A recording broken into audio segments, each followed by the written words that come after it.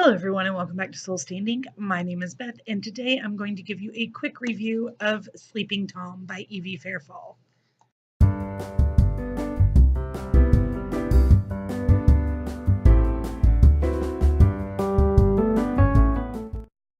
So, Sleeping Tom was published in 2013 by Evie Fairfall, and it follows the story of Kaden, who was living with her boyfriend. She is 17.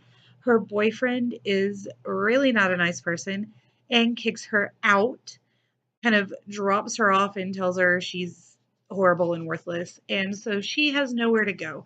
She is 17. Her mother told her if she moved out to live with her boyfriend, not to bother coming home. So Kaden is kind of standing in the rain, trying to figure out what to do, where she can go. Maybe she should just jump off the bridge. And then somebody offers her a ride. And that's how we meet Gabriel. Like, very first page, guys. No spoilers here. First page of the book, we meet Gabriel. Gabriel offers her begrudgingly the couch in his condo for the night. And then he goes up to his room, and a little while later comes down a different man. Literally.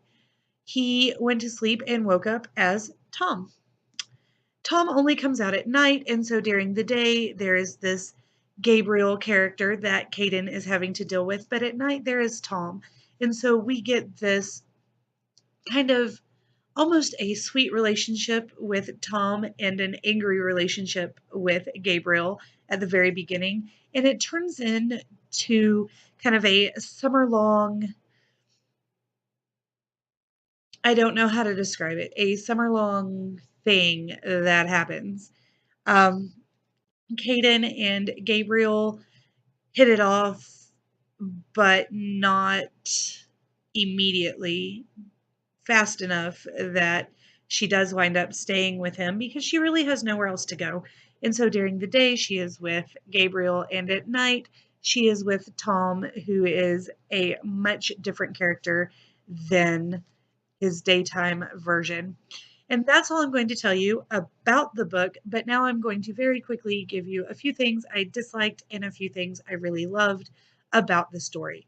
Number one, I disliked the writing style at the beginning of the book. I feel like she really settled into the story and kind of stopped the repetitiveness, and I'm not even sure how to describe it. It's something I notice a lot in my own writing. When you're starting a story, you're reminding yourself more than you're reminding the reader about things that are going on, and so there's repetitiveness, and then there are some places where you forget to add things in and you never notice it, and then your reader gets a hold of it and are kind of confused. And I think that really happened a lot in the first like quarter to half of this book, but it settled in really nicely around the halfway point, and the rest of the book was very, very nicely written. Not to say that the first half was poorly written, it was very well written. There were just a lot of repetitions, in my opinion. Not that you'll think the same thing, just in my opinion, it happened. Moving on. The second thing I didn't like about the story is that we are dealing with dissociative identity disorder. And I felt like while the Gabriel Tom situation was handled decently, there is another section where there's kind of a, oh, maybe this person also has DID kind of thing going on. And I just felt like that portion could have been handled a little bit better. And then finally, I did not like how all of the relationships in Caden's life were supremely dysfunctional. There wasn't anything until probably three-quarters of the way through the book that was even close to being a functioning, healthy relationship, and even that was screwed up pretty quickly.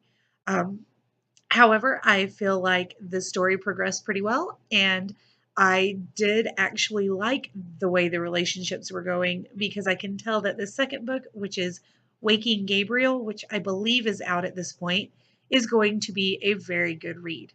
Now, the three things that I enjoyed about the book: I enjoyed the fact that Kaden, our main female character, was strong. She was fighting to be strong. She didn't start out just like a kick butt female lead.